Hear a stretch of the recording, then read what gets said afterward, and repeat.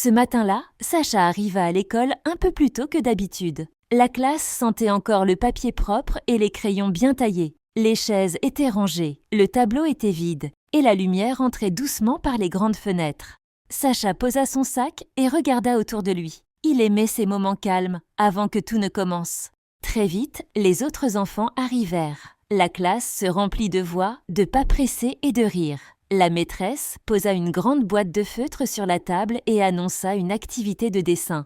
Aussitôt, les enfants se levèrent. Chacun voulait choisir sa couleur en premier. Certains parlaient fort, d'autres tendaient déjà la main. Sacha s'approcha aussi, mais il s'arrêta à quelques pas de la table. Il regarda les feutres, puis les enfants. Il remarqua que tout le monde bougeait vite, trop vite.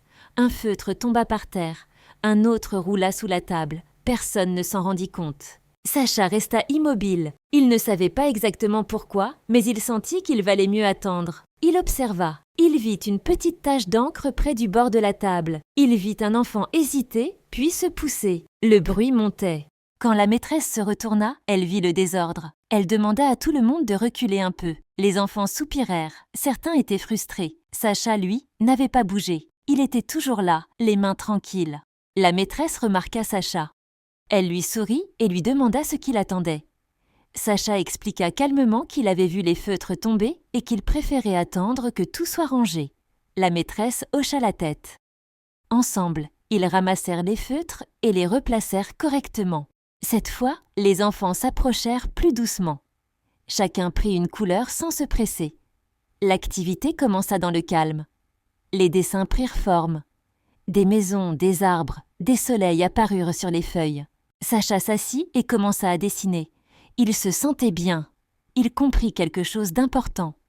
Attendre ne lui avait rien fait perdre. Au contraire, cela avait aidé tout le monde. Il n'avait pas eu besoin de parler fort, ni de passer devant les autres. Il avait simplement pris le temps. À la fin de la matinée, Sacha regarda son dessin.